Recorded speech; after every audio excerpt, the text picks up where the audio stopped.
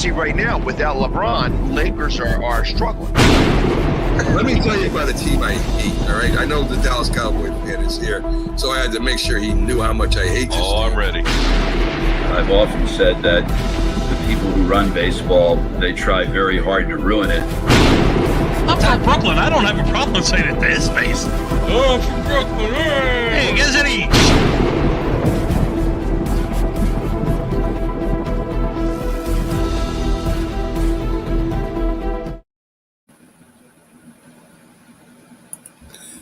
This is a presentation of Northeast Streaming Sports.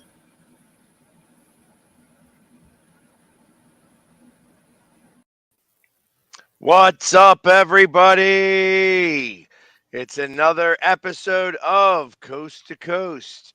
I am your host, Pags, back in from Florida and doing my thing the right way here now, back at home. And I'm with Bo. Jay may not. Stat guy may not. Lots going on today. Starting with, we might as well start with baseball has begun, even though it's a world away.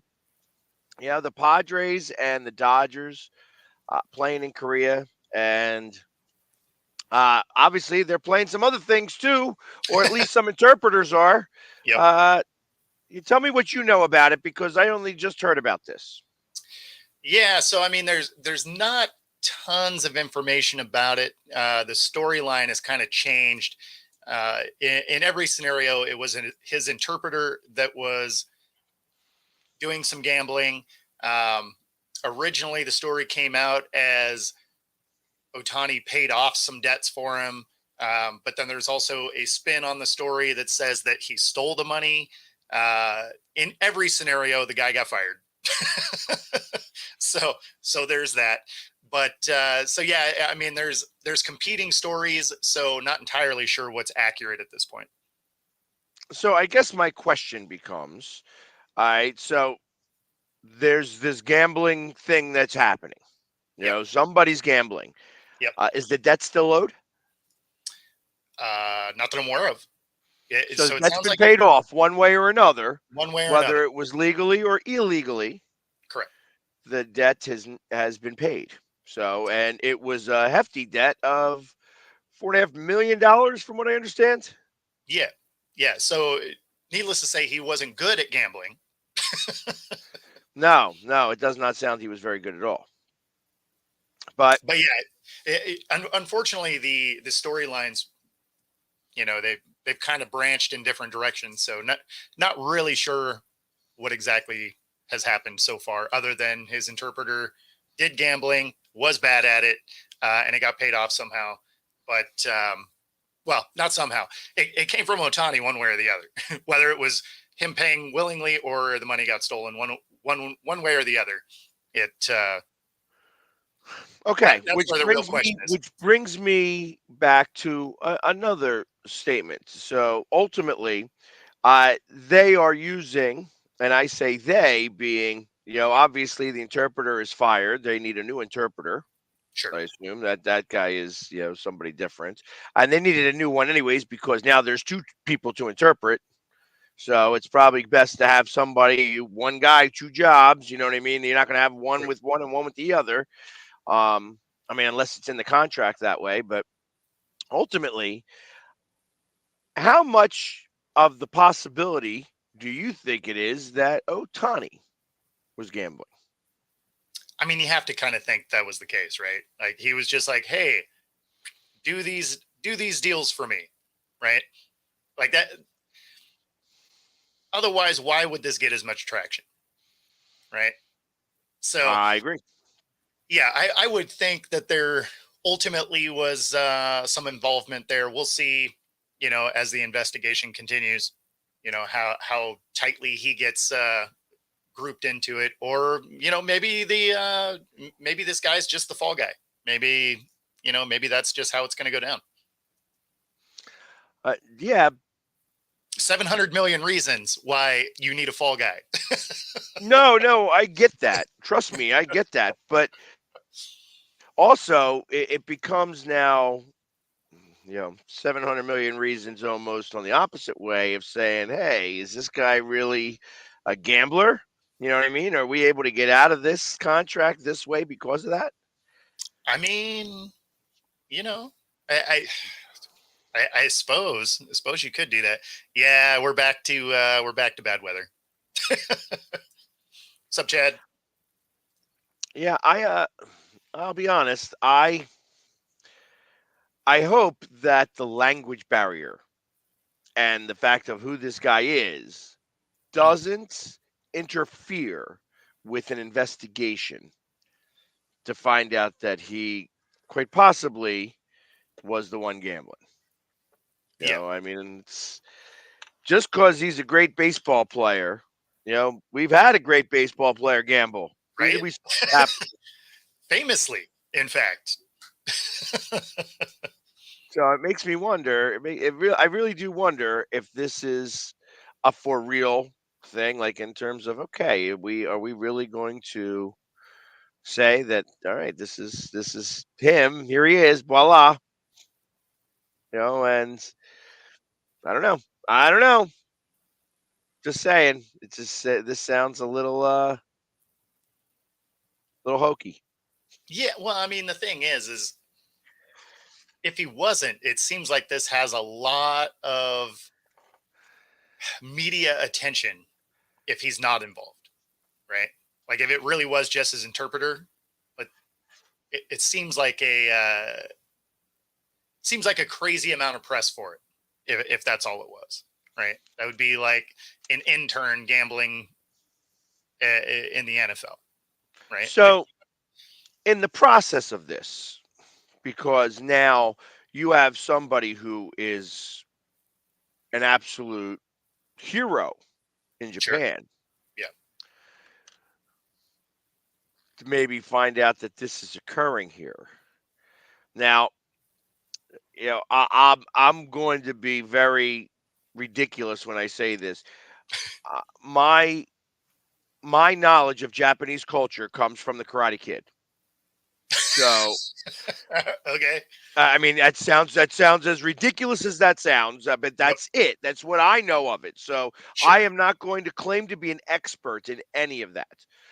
Just being 100% honest. yeah, The amount of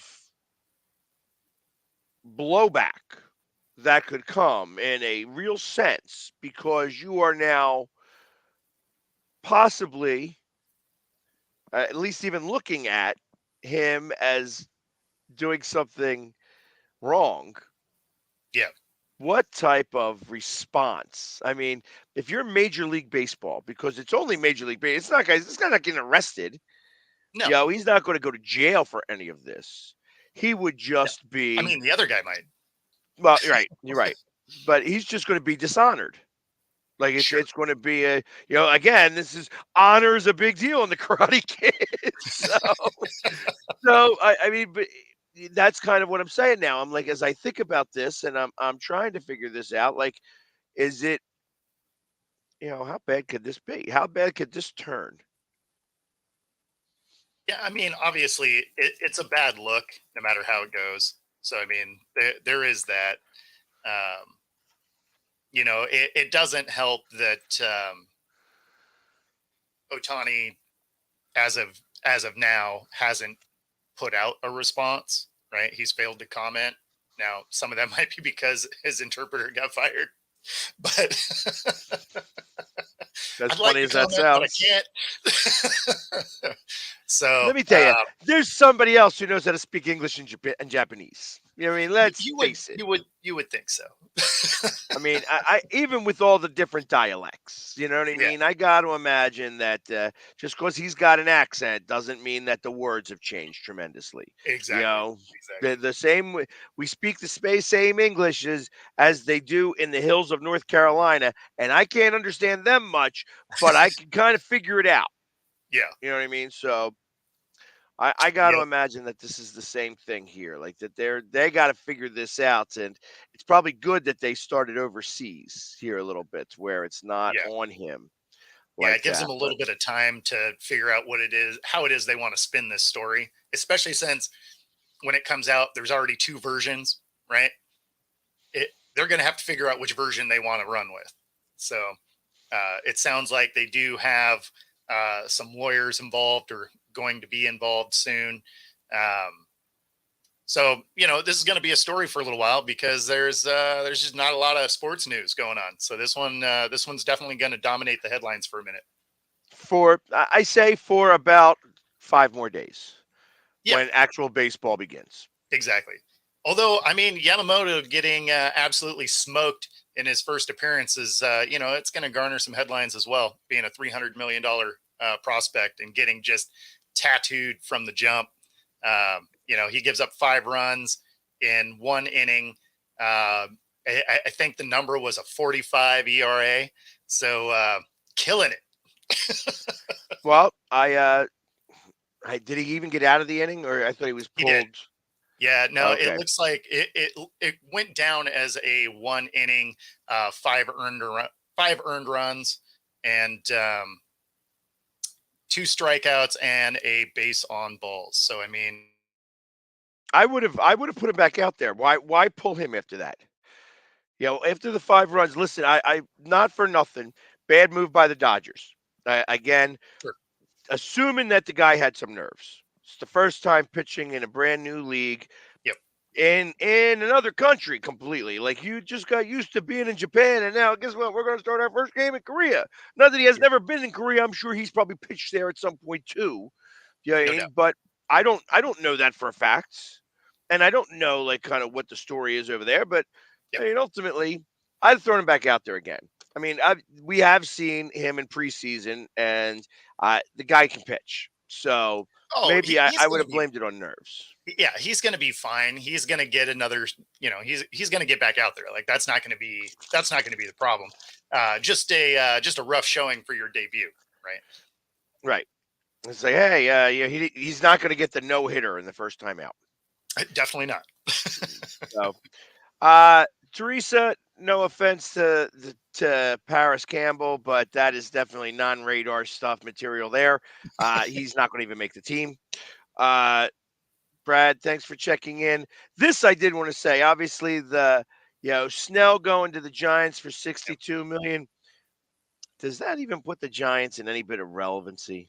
I mean, No. I'm trying to figure out oh, we're just going to have him there, and we think that we have the team. I mean, they have a new manager over there now, right? They got rid of old coconut oil guy.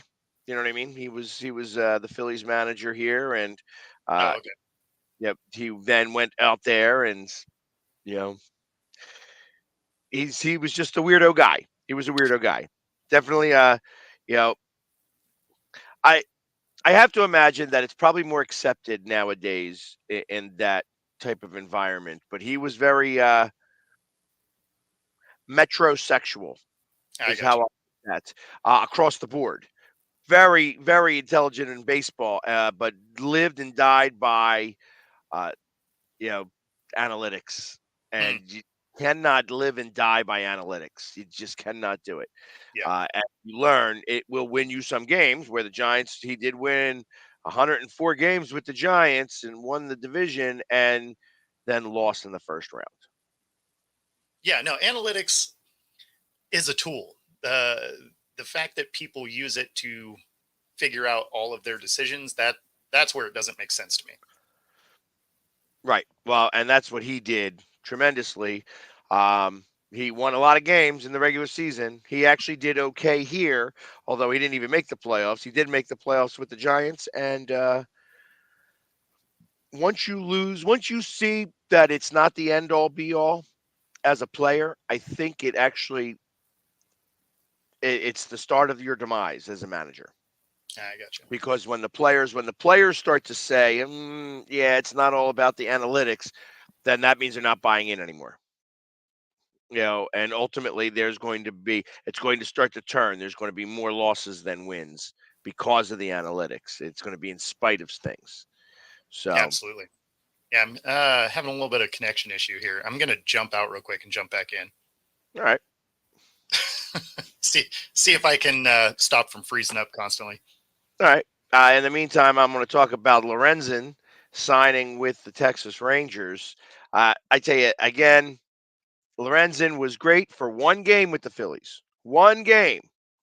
Gets traded to the Phillies. He pitches a no-hitter against Washington. That was the one game. Awesome. Great work out of that one game. He got lit up there afterwards. He was just nonstop getting beat all the time.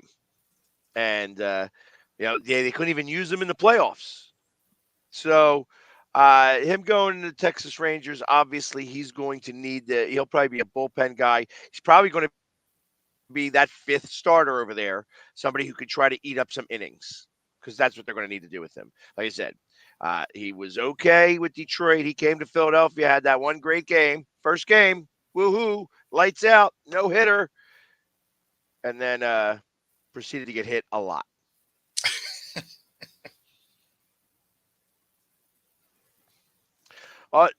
54% of your games.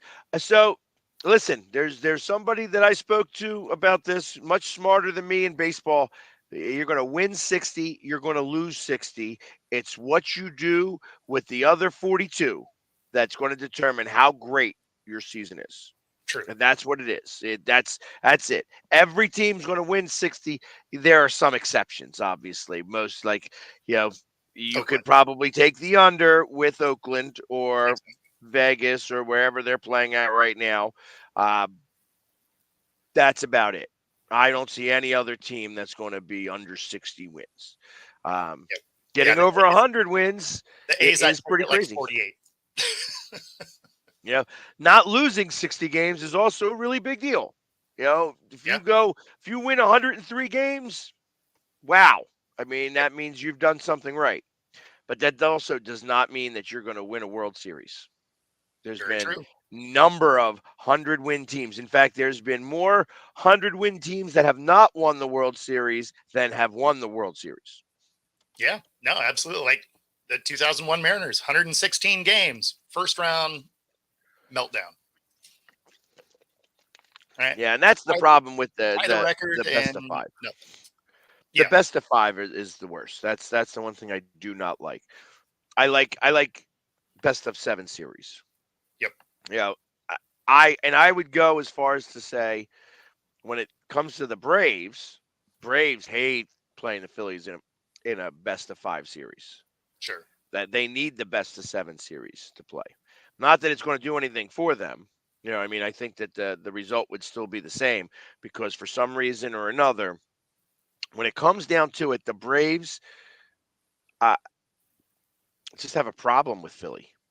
The Phillies got their number when games that really, really matter, Philly has got their number.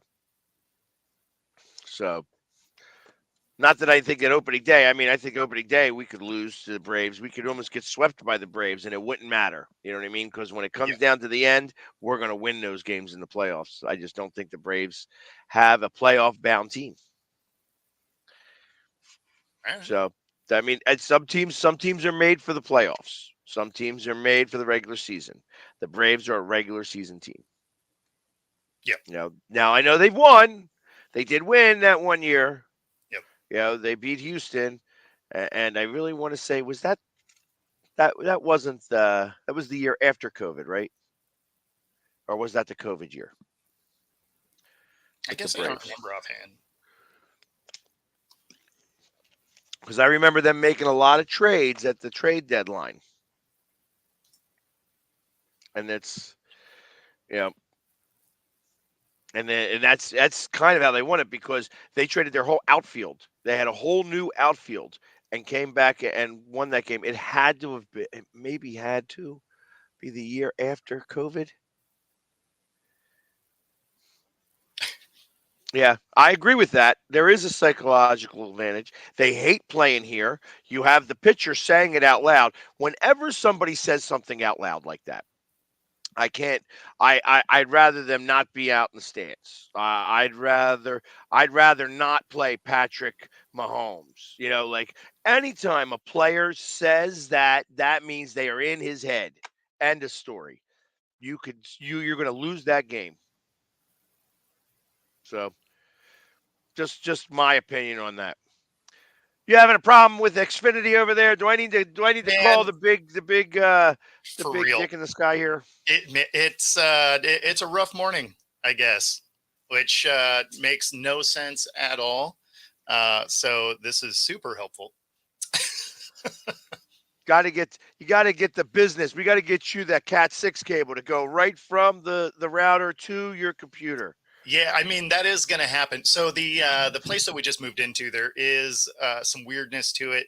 That the only jack coming in is in a closet for I don't know why.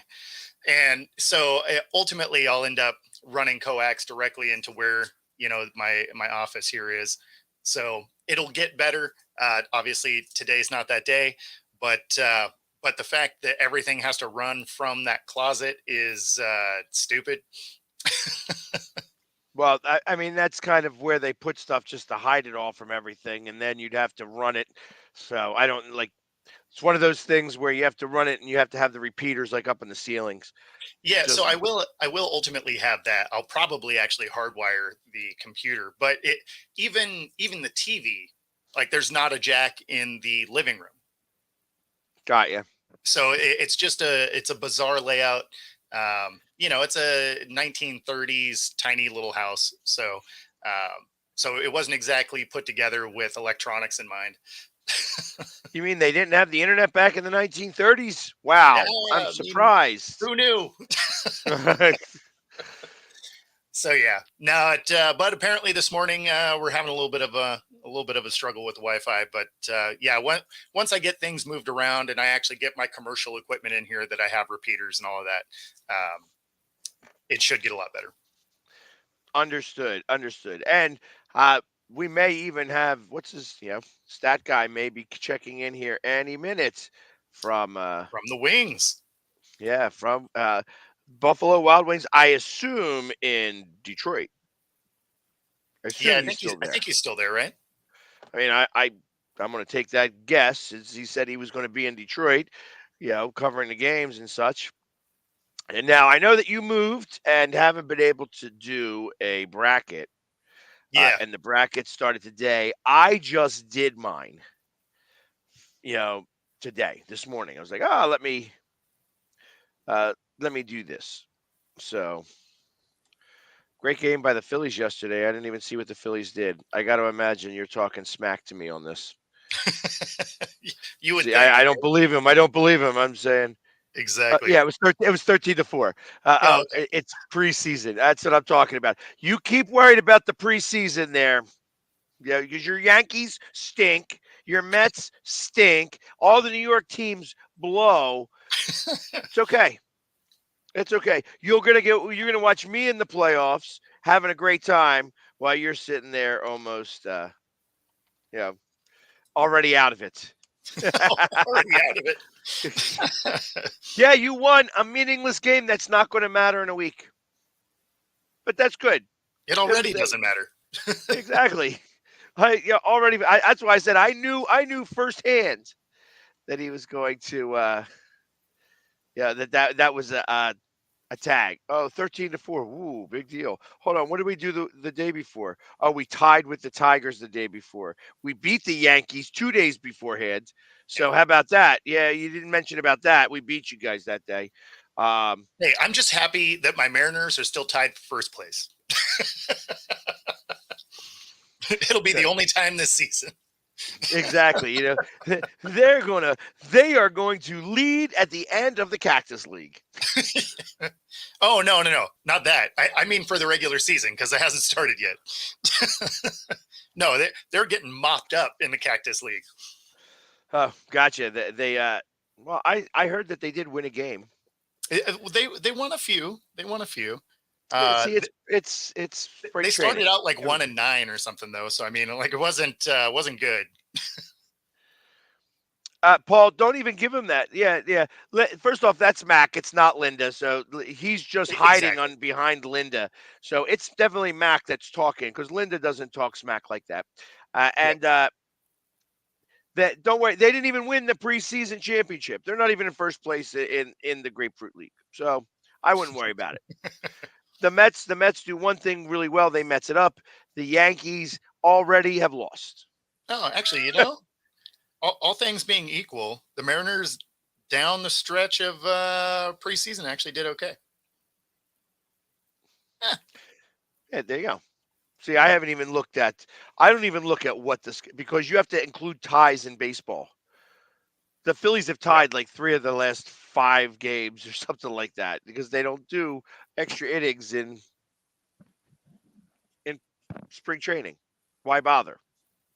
So, and when you have a single A pitcher pitching up against major league talent, because that's exactly what he said he was doing right now. He's putting these single and double A pitchers up against major league talent because he wants to see where they're at. He wants to see so that okay, you got this working now. You've got up to this point so that when it comes time to August, I get to see how well you've improved.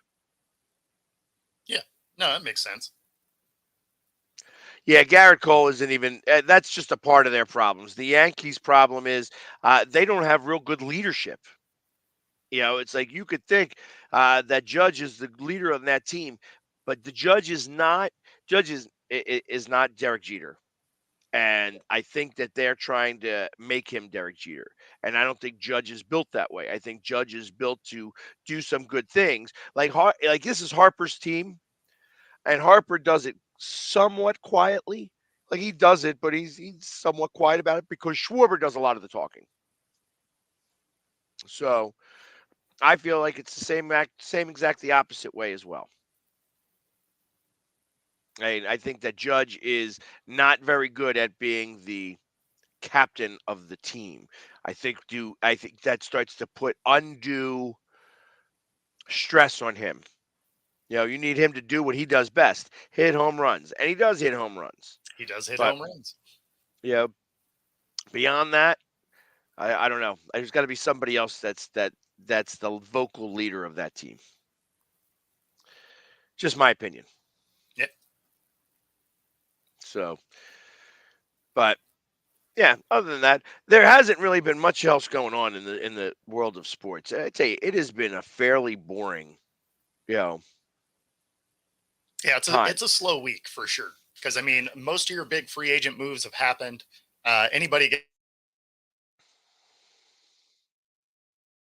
They freeze up again. man. This is going to be a frustrating morning, I can tell. But yeah, so most of the big free agents have already moved. Anybody signed now isn't going to be a big deal.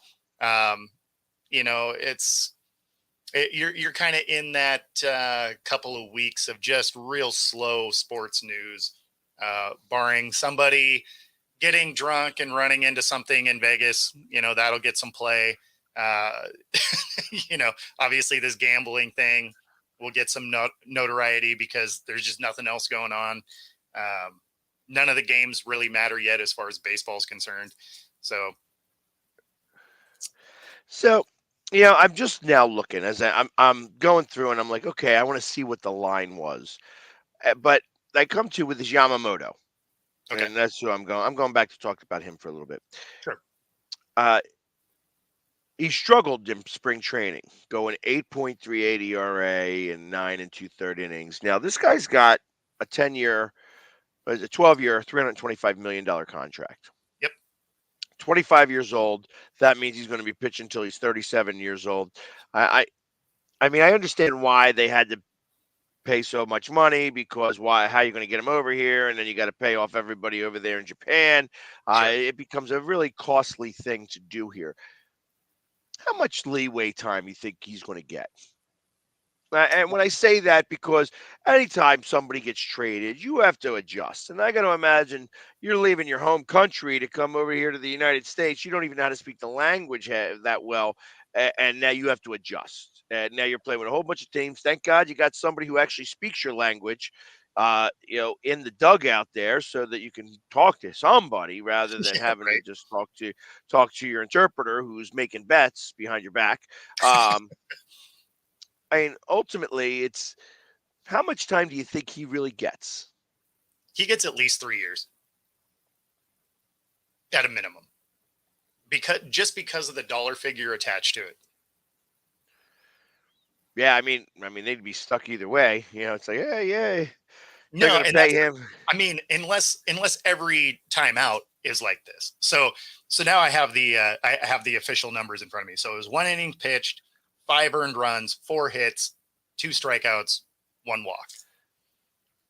So that's a horrible debut. But the thing is unless he is doing that every time he comes out, he's going to get some time. If he's doing that, then yeah, they'll just be like, okay, I guess we messed up. But Right. um, but I mean, if he comes out and plays okay, like it doesn't even have to be great. Like if he pays okay because of how much they're paying him, he's gonna be on that team for a minute. Well, I figure, like I said, I almost give this year a wash. Yes. That this year is going to be a tough year for him across the board. Yep. Um, but then after that, like I don't know if you give him 3 years. I mean, you don't have a choice. You got to give him 3 years, but Yeah. Well, I I'm mean, yeah, definitely going to because give him. you're paying him for 12, right? So I mean, I Can't figure have 25% of that contract go to waste. yeah. So I mean, I figure 3 years is kind of that. If you don't see measurable improvement, then I feel like you have to move on. But if you see improvement, then they probably keep rocking with him. But like this year, like you said, this is going to be a wash. There's just going to be a lot of learning, changing leagues, changing countries. There's just going to be a lot to take in. Next year, you're going to want to see a jump in whatever his gameplay is. Plus, in theory, Otani will be able to pitch again to some degree next year. So, the next 3 years, I think he's definitely a lock for this roster. Beyond that, unless he has improved every year, then it becomes a little bit questionable. Well, yeah, and I mean, the one thing about baseball is that you're stuck either way. That's guaranteed money. It's So, guaranteed money. Yeah. I mean, yeah, to be fair, if I could get 325 million and I mean, I can probably go put up a 45 ERA. I could probably make that happen. I wouldn't get the strikeouts, but I guarantee you in 1 inning, I could give up 5 runs. I might even do better. Right. I bet I could overachieve. I bet I could get 100 ERA. And the outs that I would get would be somebody just didn't square up on the ball enough. And my fielders bailed me out. Exactly. You just pitch it where it's the backspin. Throw the backspin. Make that throw that the right way. I've been trying to work on. Yeah, I always thought throwing a baseball, you threw it a very specific way, where it's just do it this way. I'm learning now that you could throw a baseball so many different ways there that you never think about because I was never a pitcher. Yeah. I learned how to throw a very specific way. I'm going to throw it that way every time. Pitchers pitch it a whole different way. So I threw a baseball, and I think I may have thrown my very first slider ever. It didn't have a lot of movement, and it was a little funny to throw because Yep. you've never thrown it before. But there it was. I threw it, and it actually did what a slider was supposed to do. And I'm like, wow, that's not bad for a 35-mile-per-hour slider. Right. Yeah. I mean, that's the thing though, is finger placement matters a lot depending on what it is you're trying to do with the ball, because you're getting that spin and, rotational speed matters. So, it's very different when you're watching finger placement for a pitcher. Cause to your point, like I played outfield, right? Like a lot of times I was a center fielder. And, so you were, just wide stance because you're trying to get the most amount behind it and get it the furthest you can. Right. That is correct. And Robert, yes, bet. That's a bet. Here we Robert. go. Yeah, we're going to save that. Yeah. But anyways, yeah, I think that it's, that's so it was interesting when I was watching somebody, and I don't know where I was watching it, but just how you could do. So he made like an okay sign on the side and used the other two fingers. I'm like, huh, that's how you throw a slider. That's what that is. So learning things even at my age. I'm getting ready to take the mound for the over 60 league in about 9 years. So I gotta get ready, start Yeah. working on that. Truth of the matter is I can't catch up to a 50-mile-per-hour fastball now. Yeah. Yeah, Yeah, that's why I play 60, slow pitch softball. 60 is about where I was. Beyond 60 is where I had a real hard time picking the ball up. And then for me, the pitch I just could never lay off of. I could never lay off a slider because it looks like money until about 4 feet before the plate.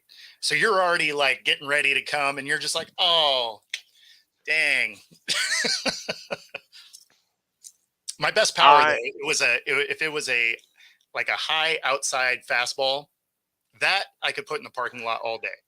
But if you gave me a slider or anything like that, like I just for whatever reason could not lay off a slider. So this Jordan Montgomery, I feel that he's going to wind up going to the Yankees. I do believe he's going to sign, but I don't think he's going to wait. I think the one so Pedro, when he did that in 2009, uh, this isn't football, and Pedro was a very unique guy, and the Phillies needed help, to be able to get into the playoff run there. But and ultimately, yeah, I don't think. I can't see him waiting. I think that most pitchers right now have to pitch in the regular season, or else they're not going to be able to do anything in the playoffs. So, and here we'll welcome Stat Guy, fresh from. Are you at Buffalo Wild Wings? No, I'm driving there right now. I'm not there yet. Okay. Okay. He's on his way to Buffalo Wild Wings.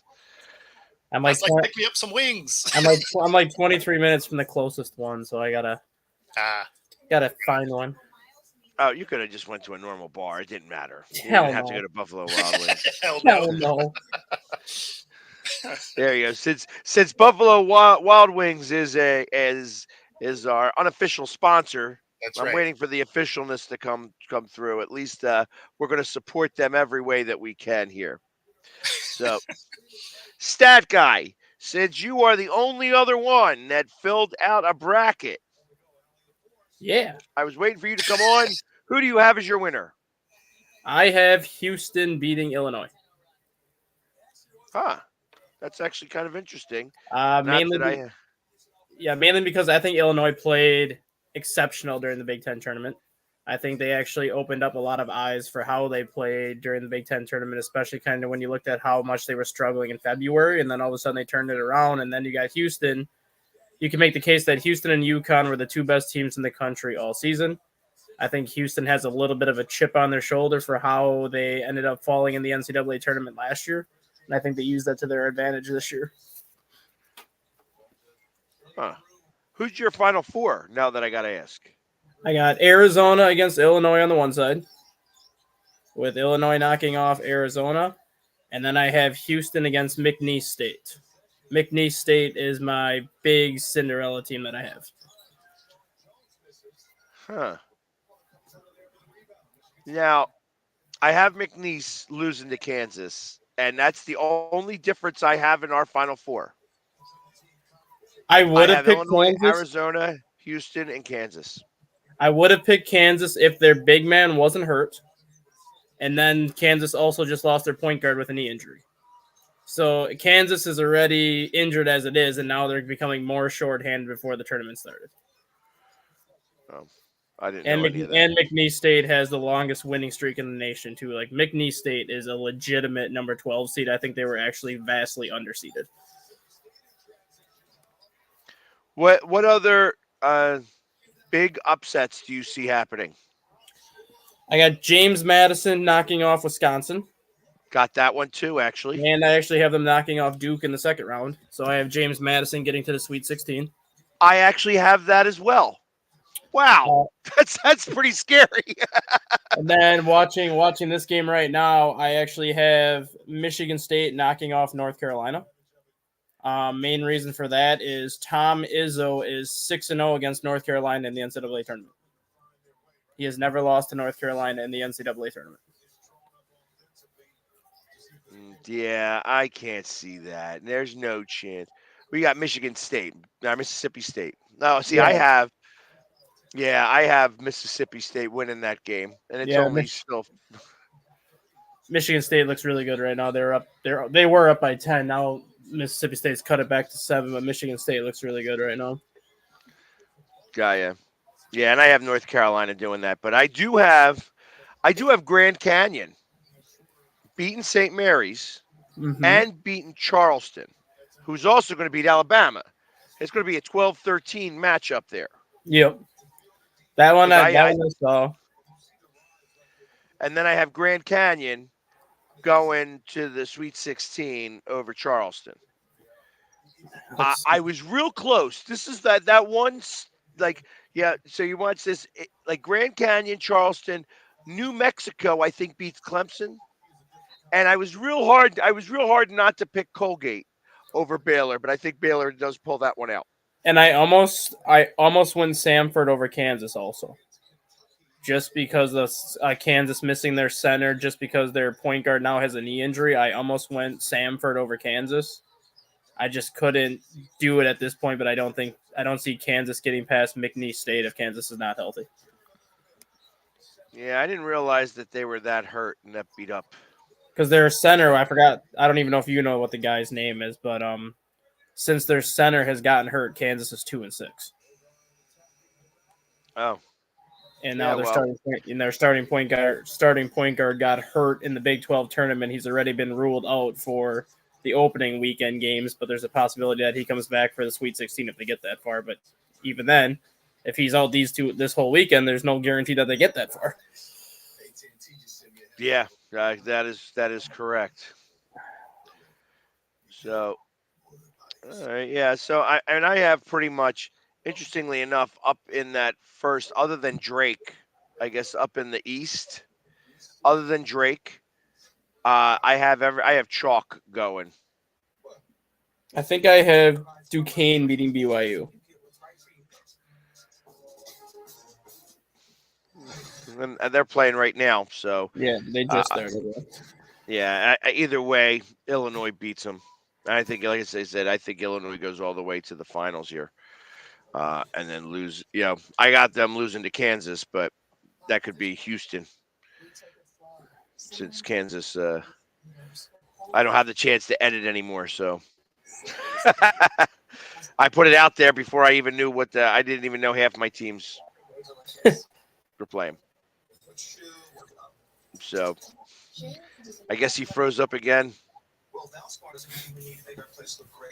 Yeah, all right, yep, he did freeze up again. Going to see if he's going to make things better there. So, what happened at your Detroit game? An absolute bludgeoning of a first period where Detroit was outshot 20-4 and fell behind 2-0 basically 6 minutes into the game, but then they ended up winning 4-3 in overtime. Yeah, so it was actually a good game for you to watch. Not the first 20 minutes. The first 20 minutes, they were ready to stink and buoy the Red Wings out of the building. That happens sometimes. Can't win all the games or at least all the periods. And I guess the coach got under them. Was like, hey, get something happen here. Patrick Kane got under him too. About time he's doing something over there. I mean, that guy's like 100 years old. Hey, he's got 20 goals this year. He had another overtime winner in that game. Speaking of 20 goal scorers, how about Ovechkin coming on strong lately? He's only 50 away from Gretzky. I know that, but he's actually been doing pretty well. He has. So, did the router change? Are you feeling better now there, Bo? I don't feel confident. Don't feel confident at all. See, yeah, Comcast, you need to figure this out. This is a very important show to the world. That's right. No, I'm gonna go get a spool of coax after the show, or if it keeps dropping out, maybe sooner. I don't know, but but yeah, I'm gonna go get some coax, get it wrapped around the house, and then actually have all the equipment in here, and then I'll end up hardwiring it because I don't trust their router, and I don't have my stuff set up yet. So yeah. By April 1st. Yes, April 1st is a big day. So you need to Yes. have it ready. Chris is saying that you need to make sure that it's already good. If my if my life isn't kind of figured out by April 1st, some other major things went down. Because we've been in this new place for like 5 days, so we're still unloading boxes and getting everything set up. I did, you know what? I just saw this, Robert, and I didn't. That actually is something to talk about here. I did not see that. Good for New York, which is not something that you'd expect that to come from. Yeah, That they are not allowing uh, transgender females to play in female sports. yeah, and that makes sense. Agreed.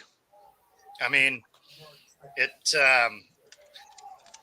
yeah, like I always thought that was a weird thing, because I mean, at the end of the day, biologically you're a guy, so you have an advantage, right? So like when you were seeing, transgender women setting women's like times, stuff like that, Swimming right? records and stuff like that. Exactly. It's like, okay, well, I mean, uh, that's not a real record, right? Right. So now, don't get me wrong. Like, you're free to do what you want. I'm not saying that on this show at all. That's not what I'm saying. But what for them to be able to set women's records, like none of that makes sense. That's why I can't wait for the enhanced games, because Sure. that would make it better. You're like, okay, have all the transgender guys who are very big into sports and doing all this stuff, and they want to take whatever medicine they want to take to do whatever. Perfect. Let them play it out. That's Sure. the perfect scenario for them. You know, Yeah. but it's And I am Yeah. sure we just got some more applicants for our April 1st show based on this conversation alone. well, you know what? I get that. And that's okay if they want to use that as the fodder for me. Truth of the matter is that I don't have I'm not against what it is that I'm not against them competing. I'm No, not at just all. wanting it to be. I want the competition to be fair, and it's Yeah, not in fair fact, right I now. wouldn't even mind if there was just a transgender division. Correct. Like that would be fine. I would be fine with that. I just don't think that guys should be able to set records for women, biological men. Right. So I don't think they should be able to do that. Now, if there was their own division, fully support that. Agreed. And this is a big deal. It's interestingly enough, like where how arm wrestling is a microcosm of Okay. some of the things that happen in sports. When you go on the world stage, like when you're dealing with the world, there are some unique set of circumstances that are attached to certain people. You know what I mean? Like the world's got 8 billion people in it. There was this a woman in Turkey. She was an arm wrestler. When you looked at her, she looked like a boy. Sure.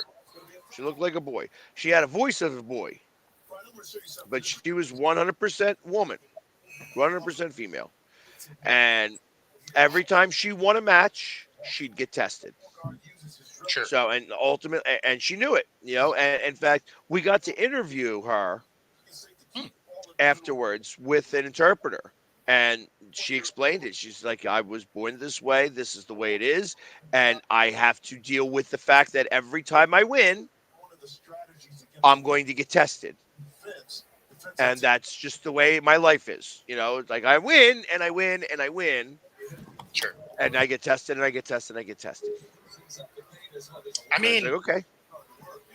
If I mean, if you keep collecting trophies and the inconveniences you get tested, I take that. That's exactly. And it's funny because the NFL does that really well too. They like, you had a great day. Time to get you. You just won yourself a P test. Absolutely. Yeah, Absolutely.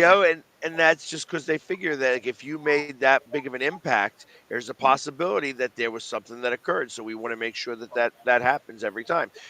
And I got to imagine that that's like when you're dealing with those types of circumstances, you need to have that happen all the time. No, for sure, and it happens in racing too. Like if you're a top 5 car, they inspect your car afterwards. They'll throw the template on it. They'll check ride height. They'll disassemble parts of your car if they think that they're The weight, I like you have to have absolutely. a certain weight on your Absolutely. car. Like so, there are certain cars that have to add weight to the somewhere in the body or something. Like they got to add 5 pound weights or 10 pound weights even to be able to make sure that it matches weight and such. So Absolutely. I mean, I understand that. I mean, obviously, they got to probably test the driver too to make sure that everything is going the way it's supposed to. Mhm. You don't want to have that somebody doing that remote control. Yeah, I don't know if they really get that far into it, but like I remember there was a NASCAR race. You know, I was younger. I forget the driver, but they had a spot on the track where their car was uh, routinely bottoming out during practice. So they literally put a piece of wood in that spot so that it would bounce off that piece of wood. Well, I forget, I want to say they won, but I don't remember exactly. But they ended up getting disqualified because it at that spot was too low, or it hung down too low, and yeah, so they got DQ'd even though they ran the race clean, all of that, but because that piece of wood they added to keep it from bottoming out right there, that got them a sanction against it. Huh. Yep. It's funny when you mentioned the DQ. I remember seeing something the other day. Swimmer broke the world record and was all excited about it. Jumped over the line to celebrate with the guy next to him, and they disqualified him because there was some swimmer who hadn't finished the race yet, Mm, and he that got sucks. disqualified because of it. And it's like, whoa, that's like the guy's he just swam a world record race and now lost the race because he was too excited too quickly. Man, that is terrible. That is terrible. I mean, I get it. Rules are rules, right? You got to stay in your lane until everybody finishes. I get it, but man, that also Yeah, means that world record time doesn't count. right. That's exactly like so. It Man, goes across the board. Yeah, even the announcers are like celebrating. You did something amazing there. Blah blah blah blah. What's this? Oh, he's disqualified for because he celebrated a little too early. Oh, such a shame. You know what I mean? It's like you're telling the guy to celebrate, and then you're saying, "Oh, now it's such a shame." right? I don't know. I don't get it. I don't get it. What's in some of these sports, but you know, this was an NCAA. This was college, so the NCAA definitely makes the right call again.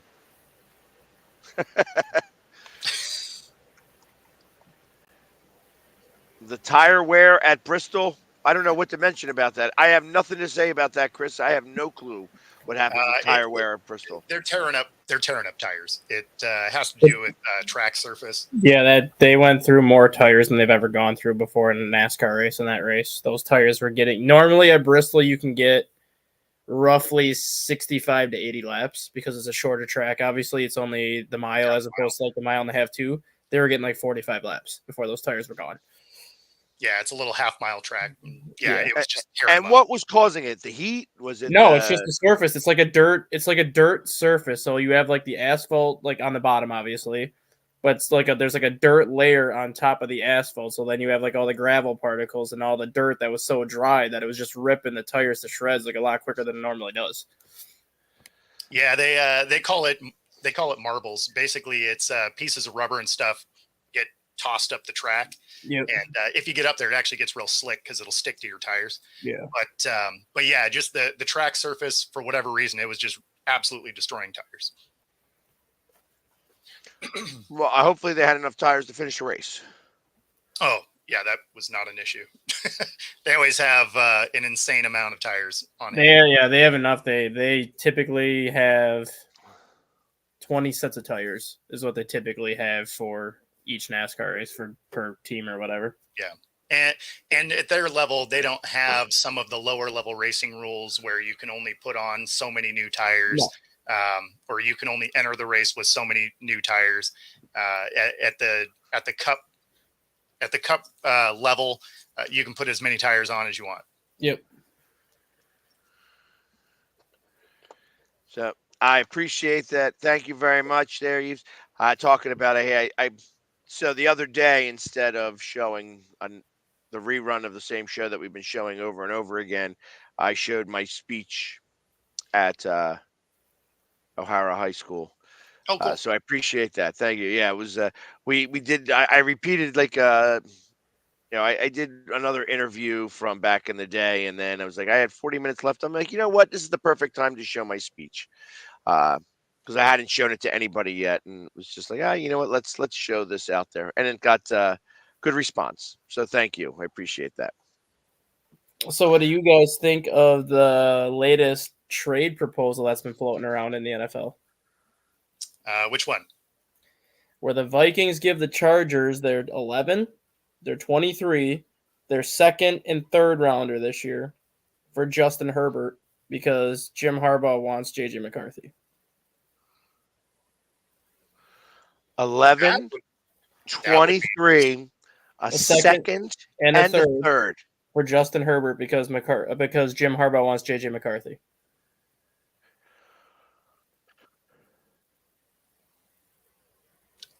I feel like that might be too much for him, but he did just sign a 5-year extension, so he's locked up for 5 years.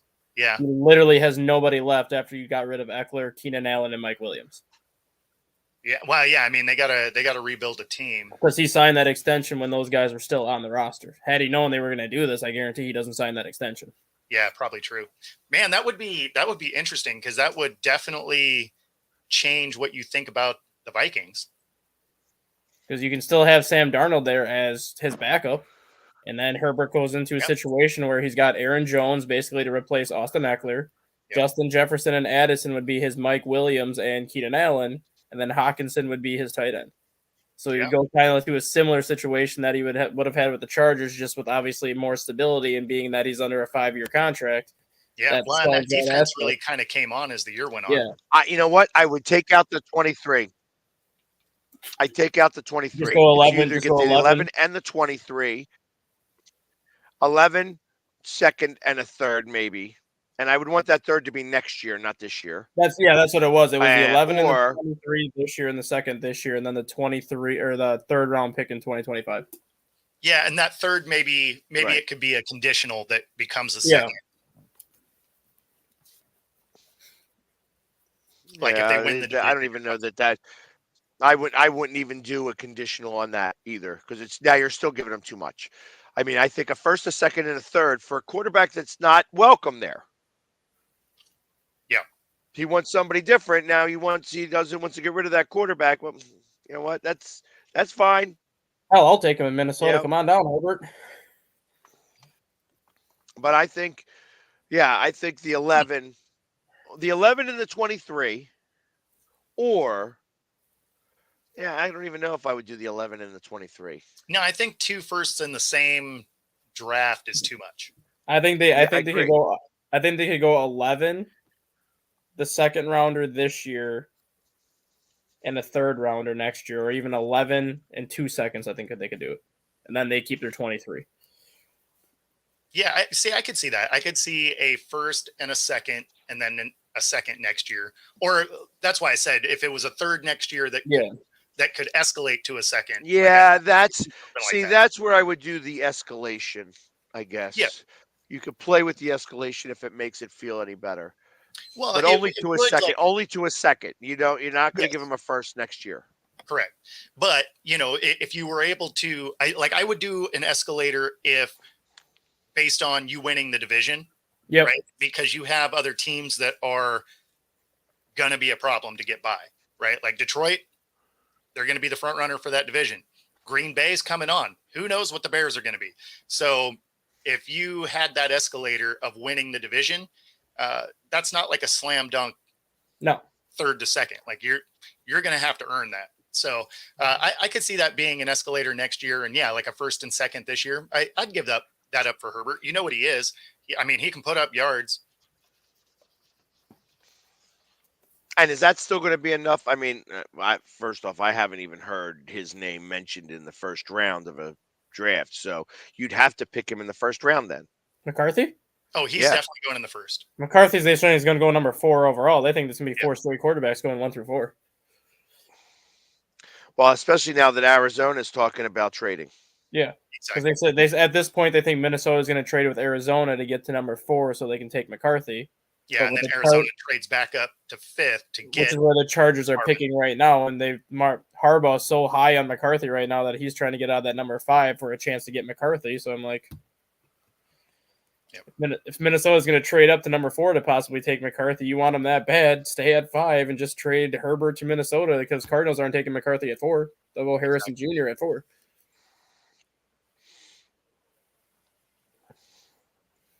And I mean, Herbert's got that no trade clause, but you honestly think he's going to keep it?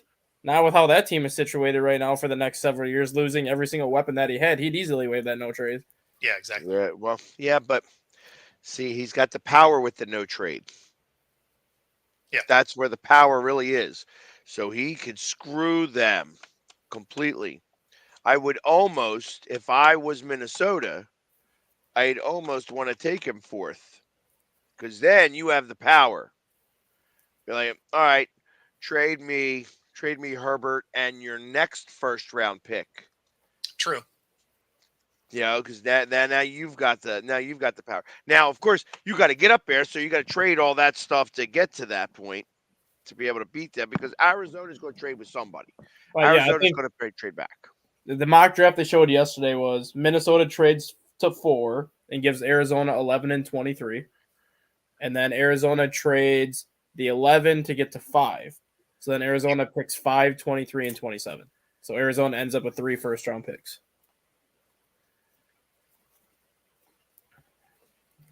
And they had him taking Harrison at 5. They had him taking that Byron Murphy out of Texas at 23, the nose tackle.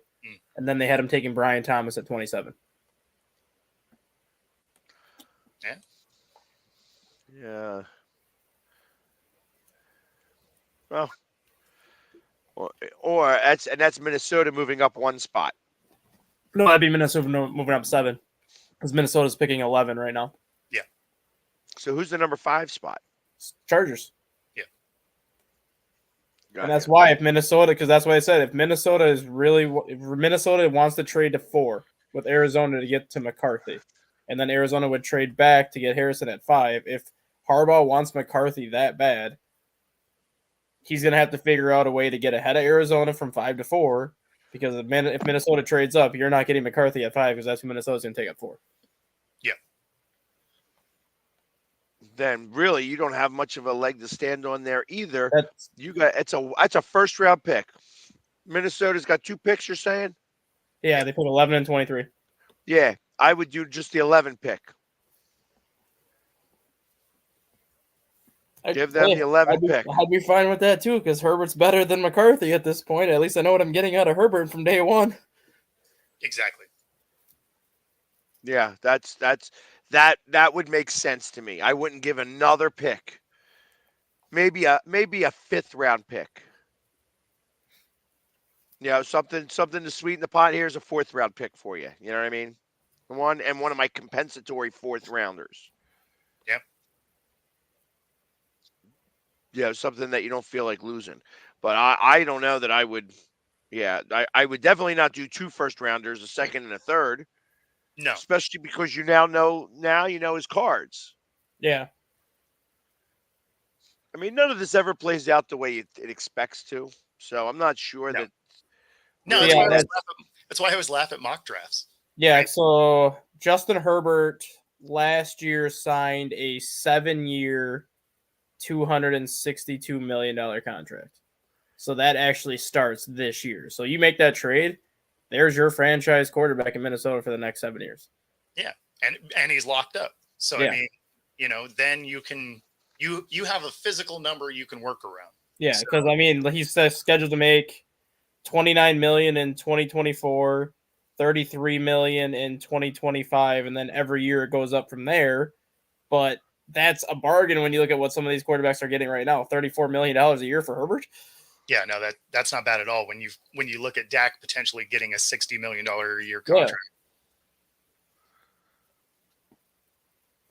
Then you have a real question on what do you do to keep, Justin Jefferson there. That's what you do because he's locked up. Justin Jefferson stays there because of that. Yeah, because of that. At least that's your thought. Now he's got Jefferson and Hawkinson. And Addison, Addison yet, and they'll figure out what to do at running back after that. But they've already said they're going to give Justin Jefferson a lot of say as to who he wants Vikings to draft if they draft a quarterback. Well, if he finds out that Justin Herbert's available, he's going to be like, trade for Herbert. Yep. Get him and then sign me, and we're good to go. Yeah, because, I mean, that Chargers team would have been a lot better had their defense shown up at all.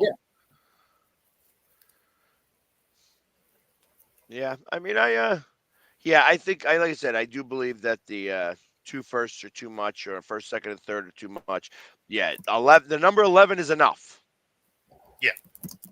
Yeah, it's you don't want him there. That's the reason. It's like, oh well, I'll trade him somewhere else for a number 1 pick. Okay, maybe find a better picker. That means you got to find somebody better than whatever. I guess Houston could be that guy. Yeah. All right, Stat Guy, got to roll out here for a minute. We'll take this moment to do our station identification break.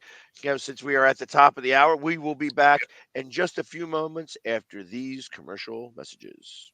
I mean, you can see right now, without LeBron, Lakers are struggling. Let me tell you about a team I hate, all right? I know the Dallas Cowboy fan is here, so I had to make sure he knew how much I hate this team. I'm ready. I've often said that the people who run baseball, they try very hard to ruin it. I'm from Brooklyn. I don't have a problem saying it to his face. Oh, I'm from Brooklyn. Hey, get any.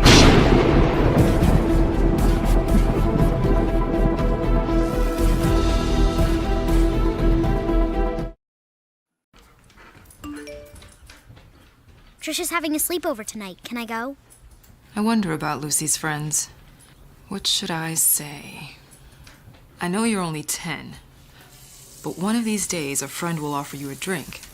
And alcohol at your age can lead to so many things. None of them good. So can I go to the sleepover? Lucy, I want you to promise me I something. finished my homework. Bigger promise. If there's any drinking, I want you to say, "No thanks, not my thing." Mom. I promise you. Your real friends won't care. Deal?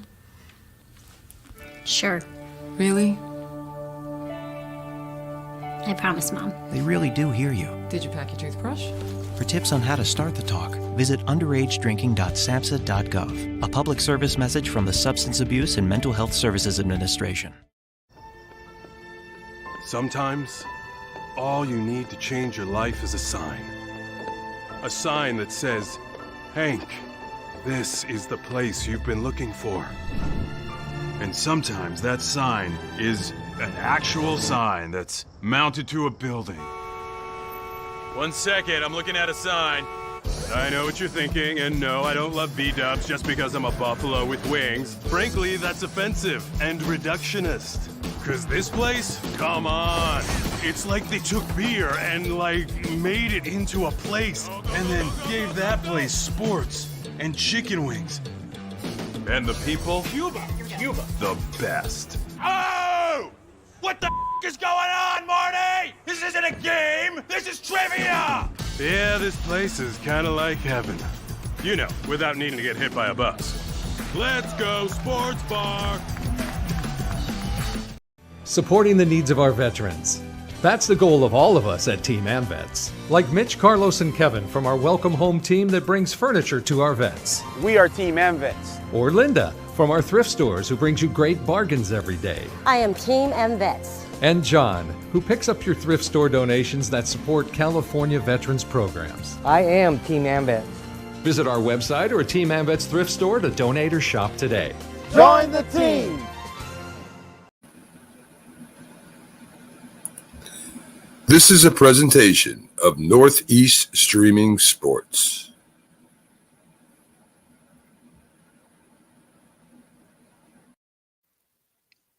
And we are back for our second hour of Coast to Coast.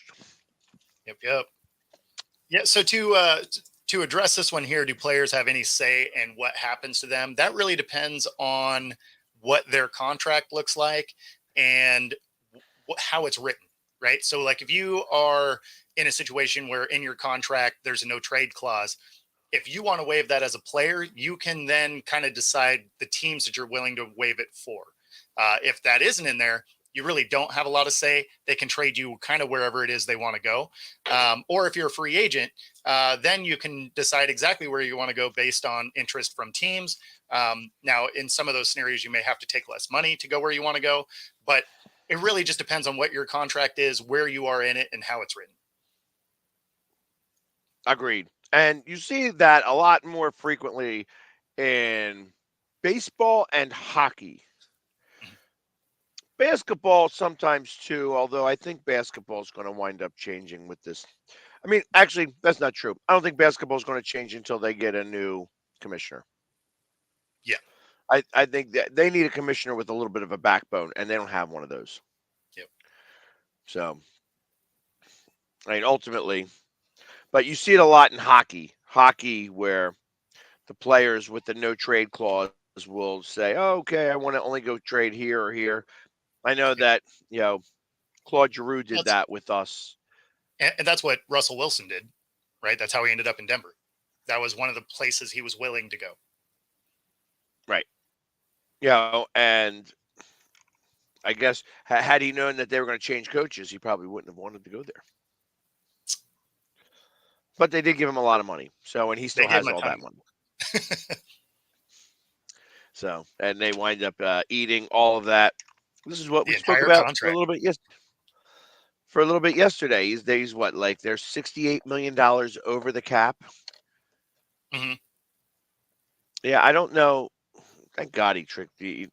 Yep. Thank God that they didn't want to give that much money. So the Eagles definitely did know.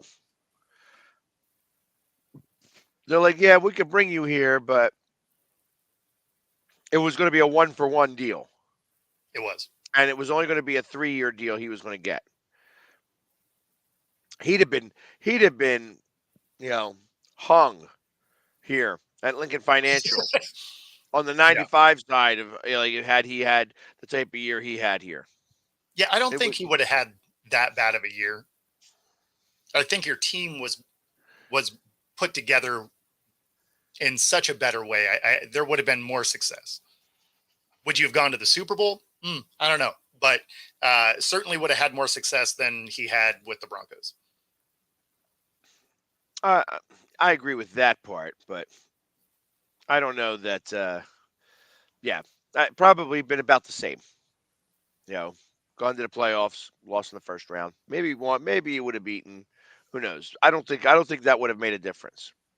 I think some of the challenges that were had in the second part of the season would not have been there, so it could have meant a whole different scenario. Sure. Right. Although your most famed play wouldn't have been a thing. No, definitely. There's no tush push on that one. Yeah, he's not doing much. He would have been handing it off to somebody to go. No doubt. But it's interesting how that's like, obviously it's staying in the rules. The tush push is going to be around, and of course it's a QB sneak. Like there's nothing special about it. It just means your running back is giving you a shove. Like, who cares? Right. You don't like it, defend it. And if it's if it's that easy, go do it. Like, wasn't there a penalty in a football game where the fridge picked up Sweetness and threw him into the end zone? You can't do that. Just like you can't jump the line by using the line to get up, right? Right. So you can't leapfrog them. Exactly. So you can jump over the line. You can jump through the line. Like you can't, because as I recall, you can't. Yeah, you're not allowed to jump over it anymore. Yeah. So and you can't touch. Like if you were to come through the middle there, you can't touch the center. I mean, there's elements to it, especially because Cam Chancellor became really good at doing it, and so that was something where they're like, yeah, we're going to make this harder to do. But yeah, I mean, there's still ways you can do it. But yeah, if you're picking a guy up, you can't do that. You can't shove off of a lineman, leapfrogging people. Like you can't. There's elements to it, but there's still ways to do it. And the tush push only worked because you had Kelsey, who's a monster, and Hurts. What they say deadlift or squats like 600 pounds or something. So I mean, the only reason that works is because of how much just driving force they have down low. That's why the other teams can't do it, because it's not like other teams haven't tried. Right. Yeah, none of them were able to really mimic what the Eagles have been able to do. And now it'll be even different when you have, two guys that can, squat 1,200 pounds, 600 pounds each, pushing in one direction. Saquon will also be able to do that just the same. Which always kind of amazed me when you see the guys jumping over the line. Mm-hmm. Why would you do that? You lose every bit of momentum. If you get hit with a force on the opposite side, you're going to wind up losing. Yeah, I mean, the thing is if you got a guy that can really get up, right? If you can really get up and you can clear it, you're going to get 4 yards because you're going to hit the backside of the other team and you're going to roll off them before you hit the ground. So, I mean, it works as long as you can sky over everybody. If you can't and you get hit, then yeah, you're going nowhere. Right. So I never really understood that because I mean I obviously know a little bit about physics, and when you take all your momentum away from that, all you need is a small little somebody to push you in the wrong direction, and you're going to go in the wrong direction. So absolutely. The only way it works is if you can get over everyone. If you can get over everyone, then it absolutely works, because that's 4 or 5 yards every time. But the thing is you got a safety that's coming up full speed also, because it's not like it's a shock what you're doing. You're getting a running start. Right. So then it's just, can they mirror you enough to hit you square? Like that's the big thing. Right. Because like I said, once you've jumped, you don't get to maneuver yourself. It's like you're there, you're going in one direction. So, and it doesn't take much force to push you. It's why I always laughed on the tush push, where you'd see one of those safeties coming up and then jump over the top. Like, what exactly? I mean, unless you happen to clear everybody and trip the guy, you're going to be a non-factor. Agreed. But you're not a high jumper here. Yeah. Like that's the other thing. You're not a high jumper. Most football players are not high jumpers. Sure. So it's not like you're going to, you're not going to be able to jump 8 foot above everybody. Just my opinion. But again, who am I? That's why they pay these guys millions of dollars, and I just get to talk about it. Pretty much. So, can a teammate throw you with the ball? No, they cannot. They cannot. That is illegal. And we learned that with the fridge. Yep. And I think in the NFC Championship, I think he threw Sweetness into the end zone, and they said, no, you can't do that. Yeah. It was only tried once, and that was the end of that. Yep. Yeah. But, I mean, it's so – I guess we'll see. I don't know. And I don't think because Kelsey retired is the reason why they kept it, because Jurgens is actually a younger Kelsey right now, and he's able to, move people. It's the way that works is you have to be the lowest guy. Yep. You have to be the lowest guy, which means that if you know when you're hiking the ball and you dive down because you're taking out that guy's legs. Yep. and then it becomes a push match. Yep, it's that rugby scrum. Appreciate that. It's dinner time in Belgium. And of course, he's a Seahawks fan, by the way, in Belgium. Yep. Got to go visit, drink beer. I'm in. Exactly.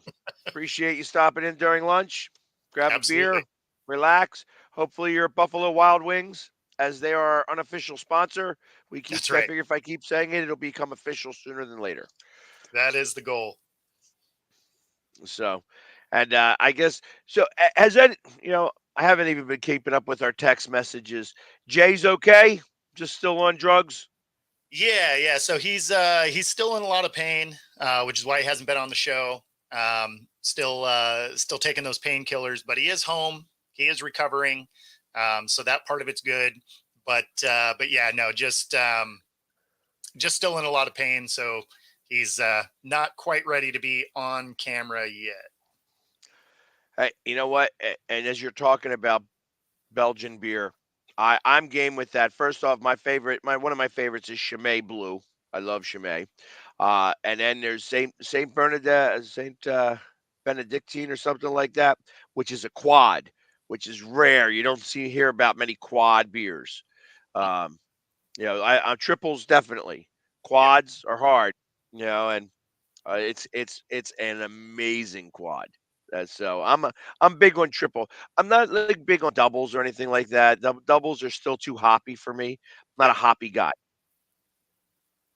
I don't like the hop. Triples are pretty smooth. I can't say I've had a quad though. So there's not many. Like I said, I think it's Saint Benedictine. It's you look it up and say quad Belgian beer. There's not that list is very short. But the good one. I'm also a big fan of La Fin du Monde, which is a Canadian beer, Canadian Belgian, and that's actually a really good one. I'm a big fan of that one. Oh, here we go. Here it is. There you go. A bit overrated. Well, probably for you over there, Eves, I can imagine. It's probably the beer, like their Budweiser is a lot different over there than it is here.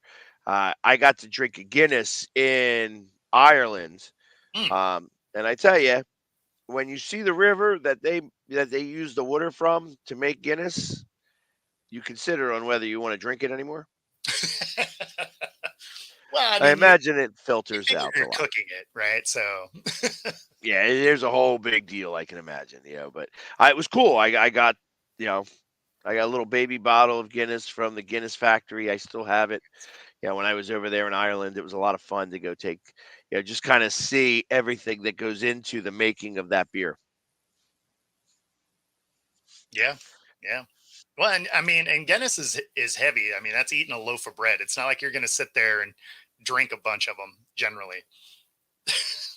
and for all those people, that love Scotch, like I'm not a Scotch fan, but I do have a square foot, that allows me to get 1 dram of beer or 1 dram of Scotch, which is I think it's like 1/16 of a shot.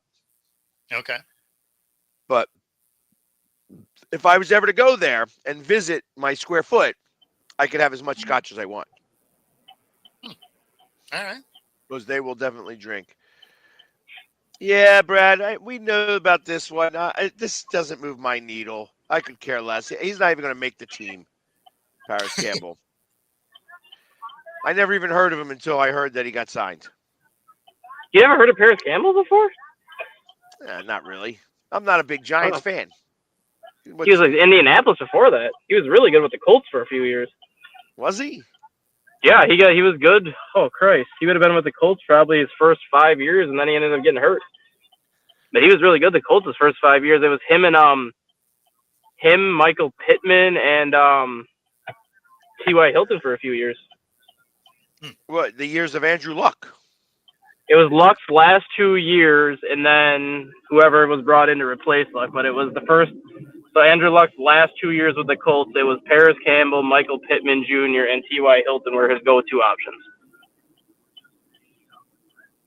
Yeah, I mean, okay. I'll be honest. This name doesn't move my needle.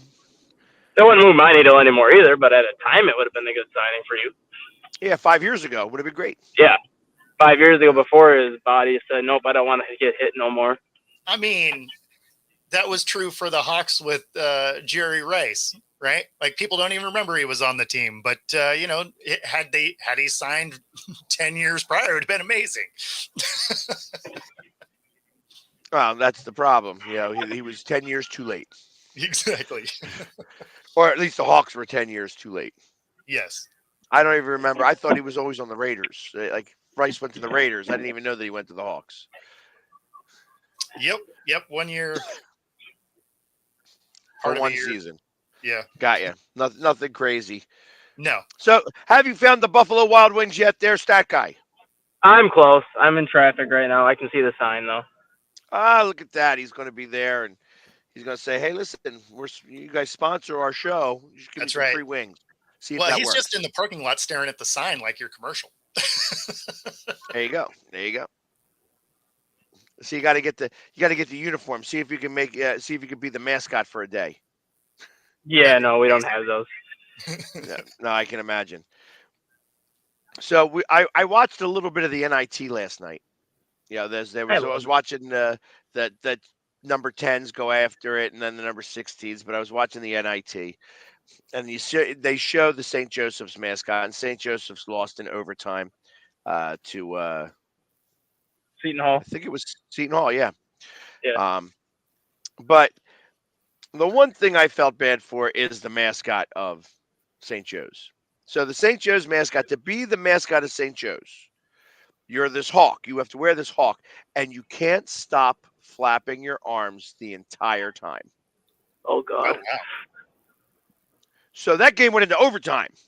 Just when you think it's just about over, it's like, nope, not yet. That guy better be getting a pay raise for that. Right. And he's doing this the entire time. He's going, yeah. And you could tell towards the end, he's tired of doing that because he's like, yeah, that's like going to be smoked. That's like the Wisconsin Badger mascot for football, though. They have to do a push-up for every point they score. So, I thought, bottom line, I guess you didn't hear, the Vikings are considering trading one of the first round, or not both of the first round picks, and possibly a second or a third to get Herbert from San Diego or Los Angeles. No, it's San Diego. They should never move. They should have never moved for stinking Los Angeles. Yep. They don't even know whose house was in there. Drop that wing and you're plucked. Exactly. Yeah, you're out. I would definitely. I'm not a mascot because I can't stay quiet. I'm just not that guy.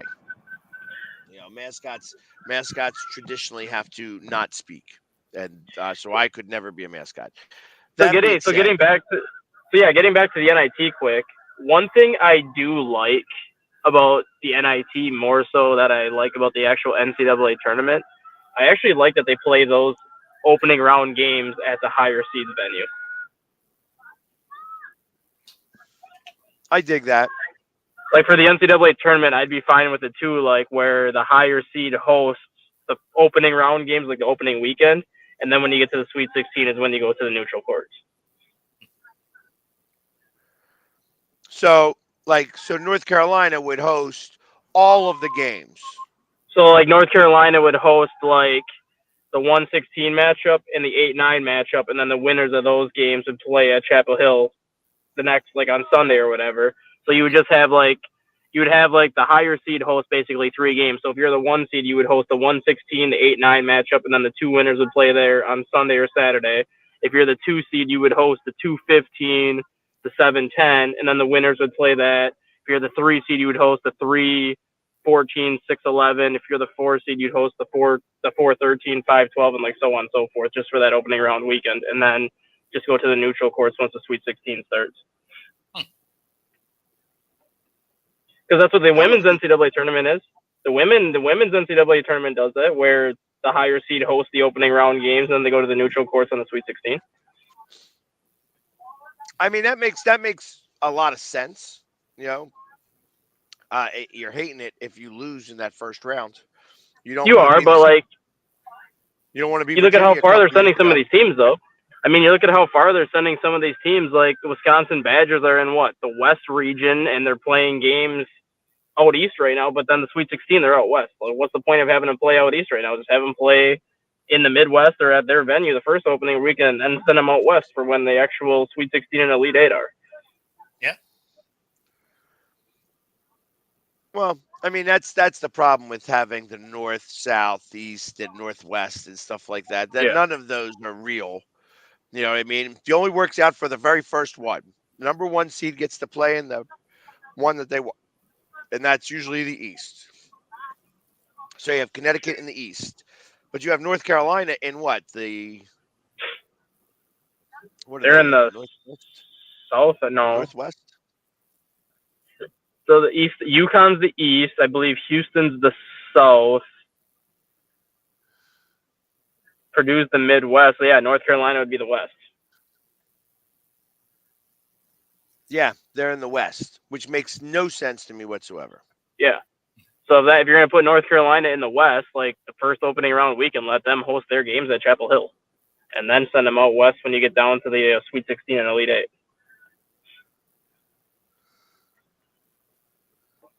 Granted, I think their games are their games are playing. North Carolina's playing in Charlotte anyways this weekend. They're playing where the Charlotte Hornets play at the Spectrum Center. So if you're going to have them play in Charlotte anyways, why not just let them play at Chapel Hill? It's literally what, an hour and a half drive?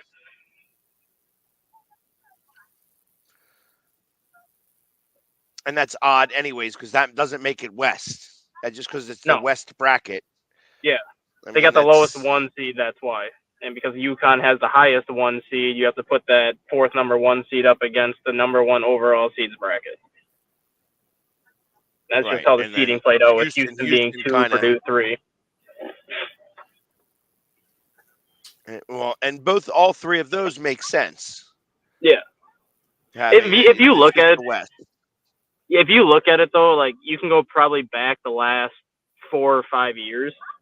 3 of the 4 number one seeds always make sense where they get seeded. It's always that fourth number one seed that doesn't make sense because it's a team that was sitting outside the top 4 until the conference tournaments. And then all of a sudden they won their conference tournament and found their way to get a 1 seed. So it's like, well, Purdue's in the Midwest, Arizona's in the West, Duke's in the East. Well, guess what, Gonzaga? You won your conference tournament, so now you're the number 1 seed in the South because we have to throw somebody there. Right. Well, yeah, they got to make something happen. I get it. Well, doesn't matter. My bracket's already done since I picked Kansas. And I just found out now they have all those injuries. So, yeah, my bracket is done before it even starts. Exactly. But, anyways, I can't wait for you to get in there, Stat Guy, and show us what these wings look like. It's been a long time since I've been to. In fact, I don't think I've been to one Buffalo Wild Wings. Really? In my life. In my life. Hey, Rob. Wow. Rob, what since you're watching right now, what are you doing for lunch? Because now I just kind of want some wings with all of these wings conversations happening. So after this show, if you're still watching, let's go to Linwood. Let's get some wings. See, how come we don't have Linwood sponsoring us then? Well, it would just be closer for him. We actually have, I think we have 4 or 5 Wild Wings. So yeah, we have. There's 1 or 2 around here, but I've never been to one because like I said, I've been to the one, and I went there because Bill Berge was speaking there. So our Linwood one. So if we're going to shout out a location, our Linwood one is a really fun place to watch a Hawks game if you're not going to be at the game, because it gets real loud in that building. Like they have a pretty electric atmosphere for a Seahawk game. Got you. See, yeah, I never know where to go watch a game. If I'm not at the game, I'm not sure where I'd go watch it, because that's the hard part about going to games all the time. I don't ever go somewhere.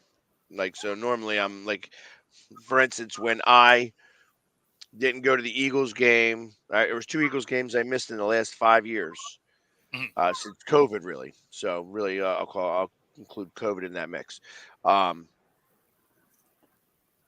I was at a World Series game, so I couldn't. I was at a baseball game. Sorry, couldn't go to. And then it was Christmas Eve, and I watched it at a local bar. I gotcha. Yeah. So, I mean, it was fortunately Christmas for Eve. me, because I do the sports bar series for Thursday Night Football, I get to explore a lot of different locations. So that's been kind of fun. And no worries, Rob. Tell your mama, say hi. You're taking her out for the date. Well, you could take her out for some wings, Rob. Come on. She 100%. Come on, Rob. This isn't a game. This is trivia. That's right. I tell you, on days that, when baseball starts, we actually have something to talk about. It's going to be exciting because it's not only going to be baseball, it's going to be hockey playoffs. It's going to be, basketball playoffs and stuff like that. Right now is like the dog days of sports. Fine, you're going I to be was getting real watching. close to the draft too. Yeah, well, the draft. I actually am going to be sending out my emails today for the draft because it's that time. Oh, I just got my credentials for the draft next year. Oh, awesome! For next year? It's in Green Bay, right down the road from my house. Oh, is it in Green Bay? Yes, it is.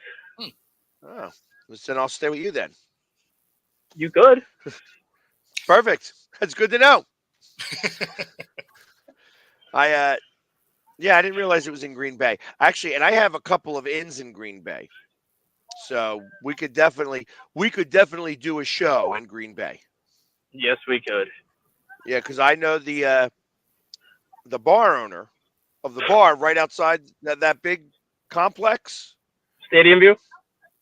I guess. Or is it Stadium View or is it Anduzzi's?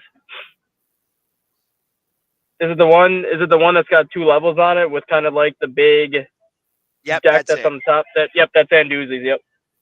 Okay. So then, yes.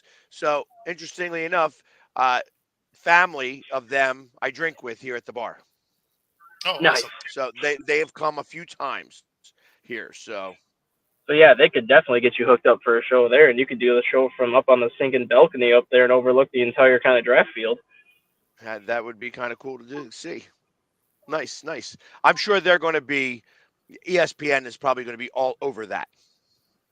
ESPN will have the atrium, the Lambeau Field atrium, because that's where I believe the stage and everything's going to be. So the ESPN will have the bar in the Lambeau Field atrium reserved for them. They'll have some of the kind of the flooring area of the Lambeau Field atrium reserved for them.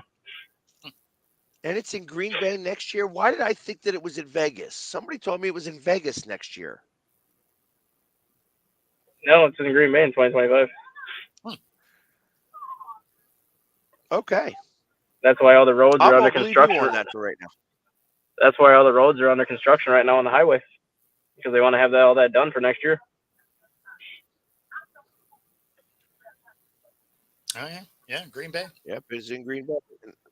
That's what it says. 26. Now I want to find out where it's in 26. That's where it's probably in Vegas. Yeah, I think Vegas is 26.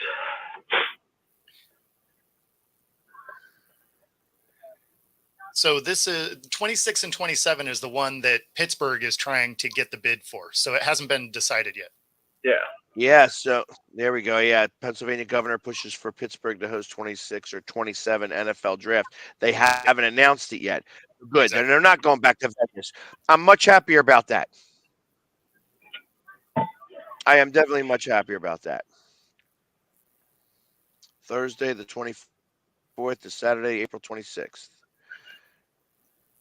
All right. So I'll bring an air mattress. If it's right down the street from your house, that's perfect. Yeah, it's like a 15-minute drive from my house. So, I mean, you just got on the highway, you take the highway right there, and you get off the highway, and we're there. And then try to find a parking spot, because that's going to be the ridiculous part. Well, if we have I mean, if the owner of that bar lets you go there, I'm pretty sure that they'll have employee parking that you could use there. Otherwise, with my credentials, I'm pretty sure we'll have media parking that we can just sing and drive our happy butts in there and park in there. I'll take that as Absolutely. Yeah, I'm all game for that. That'd be awesome. Or if you don't have a problem walking, one of my friends owns a business 2 blocks away, and we can always use his parking lot too. That's likely more what's going to happen. Yeah, exactly. I don't mind walking. How cold is it still in Green Bay in April? I mean, so till this week, so starting like 2 days ago through basically next Tuesday is the coldest we've been in over 30th right. Got ya. Well, did we lose you there? Or are you breaking up? No, yep, I'm good. I'm good. Right. Can you hear me now? Yep. Yeah, we can. Okay. So this week is the coldest week we've had in about a month. It's going to be in the 20s and 30s with 6 inches of snow tomorrow. Ooh. But since about mid-February, we've been in the 40s and 50s. We've had some 60s and 70s thrown in there, but typically end of April when the draft usually is, you're looking at temperatures in the low to mid-50s for highs. So not cold, but not. I mean, obviously you can get warm and you can get cold, but typically it's in the low to mid-50s that time of year. Got ya. So if it's average temperature, it'll be sweatshirt weather, obviously, for the draft, being that it's at night, because it'll probably be in the 40s by the time the draft starts. But I can't wait for that snow squall to show up, and it's going to be like 28 degrees, and all of a sudden we have a blizzard that comes in, from lake effect in the opposite direction. It's going to be like a nor'easter that happens over the lakes, and it just kind of dumps dumps like 20 feet of snow on us all. They're prepared for it because they have three different areas where they can host it. They can host it in the atrium, which is their initial plan, just because the atrium is all covered, but you don't have a lot of room for the people then, unless you're putting them in the parking lot, which the parking lot will be uncovered, which doesn't work. You can essentially build yourself kind of like a draft stage in the parking lot and then cover everything that you want to cover. And then if you go right across the street from Lambeau Field, they have something called the Titletown District, where they have 120-yard football field where kids and everybody can play football on, like during game day, where their plan is to have all the people kind of stand on that field. They'll build a covered roof over that field, and then right before you get to that football field, you have a bunch of pavilions and a bunch of bars and everything that already overhang, so you could put the stage there and then just have everybody go back on that grass area.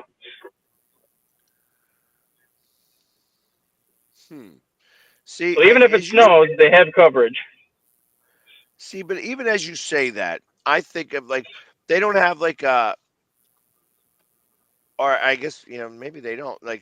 Green Bay doesn't have a main train station and stuff like that. They usually like to pick somewhere away from the stadium. Yeah, the way Green Bay is set up, I don't know if you've ever been there, but I have, but it's been a long time. Yeah, they have a bus stop that's downtown. They have a train station that's downtown, but it's so far away from where Lambeau Field is, and it's not big enough for them to even do anything. They would have to essentially use Lambeau Field and use all the amenities around it, just because Lambeau Field literally owns every inch of property within 3 miles of that stadium. So anything they want to do, Lambeau Field owns it, so they can be like, well, we're going to put this here for the weekend, we're going to put this here for the weekend because we own it. Well, that means everybody in Green Bay owns it. Yep, for the most part, yeah. Everybody in Green Bay will own the draft that weekend. I wonder if because they will charge for parking. I love it how those houses that are right there, they charge for parking. They're like, yep. They charge, $60 a game. Those houses charge. Oh, it'll be more that day. $60 isn't so bad, but there'll be more that week. Yeah. And the houses across the street from the stadium too. They actually rent out the houses for game day parties, and you can find that on Airbnb and some of those other websites or whatever. For a regular game day party, just for one game, you're looking at between $1,000 and $2,500, depending on how many people are at your party. I guarantee they'll be selling these things for $10,000 for the whole weekend. Just be like, you want to do a whole weekend party? Here, $10,000, we'll give you the house for the whole weekend. Well, if it's the right house, it makes sense. Yeah, I mean these houses are nice. These things are freaking amazing houses there too. That's like the only. As much as I hate the Packers, that is the one thing I do like about where that stadium is because you could just have a house right across the street from Lambeau Field, put a chair outside in your backyard, have a video, like a TV outside or whatever, and then you can just hear everything from the game across the street. Yeah, that sounds great. I don't know that I'd want to live like that, but it is Green Bay, so I mean, I've been up in Green Bay. Like I said, I was up there when I went to Lambeau Field. That was in 2000s area. So yeah, whenever Rodgers was definitely the quarterback, he was hurt that game. The second string quarterback also got hurt. The third string quarterback played and didn't play too badly, but we won the game. Okay. It was a 1:00 game. That's how long ago that was. The So time it before been, that, they had a big mural on the side. It was Lambeau Field. The bar was not there. There was this big mural of what looked like a factory next to Lambeau Field, and it said, "Welcome to Titletown," from the mayor, which was Brett Favre, and the sheriff, which was Reggie White. Yep. So that I don't know if it's still there. Now they have a giant. Now, as it were. Yeah. Now they have a giant mural that's a mile long. Wow. So all the houses in front of Lambeau cover basically a mile long stretch. And one of my friends, he actually owns like his own art company. It's called Forever Young Designs, and he's actually paid to paint the fence every year. So he paints the fence yellow every single year, and then after he paints the fence yellow, he'll paint the specific Packer players on that fence. And then once he paints the Packer player on that fence, that Packer player will sign his autograph in paint underneath the picture. Oh, that's pretty cool. So every year it's different athletes on there, obviously, because you don't know who's going to be on the team. So like last year it was Jordan Love, Aaron Jones, Christian Watson, Jair, and a couple other people on defense. This year it'll probably be obviously Jordan Love, Josh Jacobs, the new safety they brought in, Xavier McKinney, and some other pieces here and there. But like every year he like is paid. I don't know how much he gets paid, but got to be a hefty sum to paint that much of a fence. Yeah, no doubt. Because he said it takes him a month, start to finish, to do it. I can believe that. Absolutely believe that. Because you not only that, you have to get a good picture of that person. Yeah, absolutely. Because he says it takes him like 7 to 10 days to paint everything yellow. And then obviously you got to let that dry. So then you figure a 2-week stretch to paint everything yellow, and then another 2 weeks or so just to get all the images that you want to get all those on there. Crazy. Huh. That is kind of cool. I just got a notice from Chris. The Miami Marlins, this is fresh off the presses. The Miami Marlins are selling tickets for all-you-can-eat seats. Huh. Go to a Marlins game, and you can get an all-you-can-eat seat. They just go, peanuts, chili, nachos, water and soda, not beverages. You still have to buy your beer. I mean, I don't know. I could see going and fat kidding that. So what are we gonna do? Go from 9,000 in attendance to 10,000? Maybe 9,500. Yeah, man, that's the hard part about Miami is that there's so many other things to do. It's same thing with Tampa. Tampa's doing the same thing. They got to figure out where they can move that stadium to and build a real stadium. And they got to build a real stadium. They should build it in a spot that actually has a good amount of wind so that they would be able to get some breeze over there and people can go to a game without sweating every bit of moisture they have in their bodies out. Yeah, I think Tampa Bay plans to build one right on the water in St. Petersburg. If I saw the renderings right. If it's only a $52 ticket, I'd take that for sure. I'm thinking about going down there for a 3-game series now with the Phillies. Right? That's $156. I'm good. No doubt. Plus your food? Hell yeah. No, I don't need the food. I just go to eat at a baseball game. No, that's what. Yeah, right. Like you get. Wow, that is amazing. Like you don't get a normal ticket for the Mariners for that. Yeah. Like that's how much it was for to go to spring training if you wanted to get a seat. Yeah. Literally. Like if you wanted to sit, you could get 2 tickets for that price in the grass. Right. And still have to buy your beers. That's like what the Brewers do up here on Sundays now. Brewers are charging $15 tickets on Sunday. With the tickets, you get a parking pass, 2 free hot dogs, and a free drink for $15. That's amazing. That is amazing. I'll pay $60 to take my family to a game, and then I'll pay an extra $20 on food. But still, $60, I'm getting essentially 8 hot dogs, 4 drinks, and a parking pass, 4 tickets. Yeah, no, that's a deal. Plus, you're gonna be 3.5 hours of entertainment. And my kids don't sit my kids won't sit for the whole thing anyways. I mean, if they want to get up and walk around, I'm only paying $15. I'm like, shit, $15 to walk around, I'm good with that. Yeah. How old are your kids? My daughter's 6 and my son's 10. Oh, got you. They're still too young to. More so, my 6-year-old will be the one that doesn't sit. Yeah. 10-year-old will be fine for about 7 innings. Yeah, I was gonna say once they get old enough, then you can send them out. Just go ahead and walk around yourself. I don't need to be with you. But where the seats are, though, the seats are in either the left field bleachers or the right field bleachers. So we always do the right field bleacher seats because right when you leave the actual seating area and you go in the concourse, there's a giant kids play area. Oh, cool. So I literally tell my kids to go play in the play area, and then I just walk to where the entrance of the play area is because then you're on the balcony still overlooking the field. So I can still sit there, watch the game from that balcony as my kids are playing behind me. Oh, nice. Yeah, yep. No, exactly. Yes, exactly. We pay. It's $25 or $30 to park in our area too. So it's not like it's, it's always parking that gets you. Mm-hmm.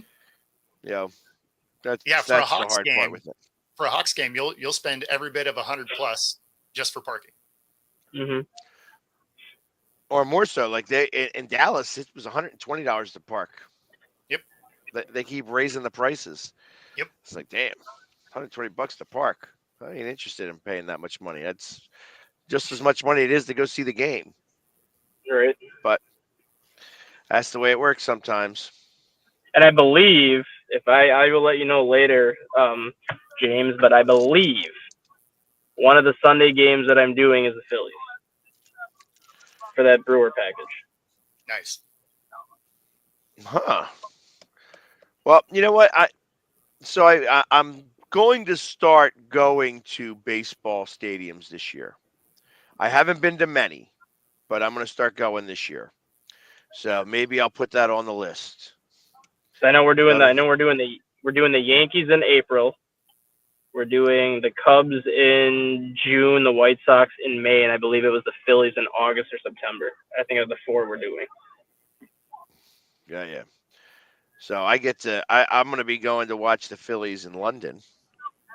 London. And then when I come back, I'm going to go see them up in Boston. That'd be fun, Fenway. I've never seen Fenway before. And then Fenway's July gorgeous. 4th, I'm going to Wrigley. There you go. That'll be cool. Wrigley's amazing now. I mean, obviously I have a soft spot for Wrigley because I'm a Cubs fan. And I'm going to be biased and say obviously it is probably my favorite and probably the nicest stadium. But after all the renovations and everything that their owner has done around Wrigley Field is just simply amazing now for what they've done to a stadium that's so old. And what people don't realize, it's a historical landmark. You can't physically tear that stadium down, and you can't even remodel that stadium without the city's permission. It's not something that the team can even sign off on. No, I can believe that. It's like I mean, just with the ivy on the wall and just how the stadium is the only stadium that's not actually built in the city or the suburb. It is literally built in a neighborhood.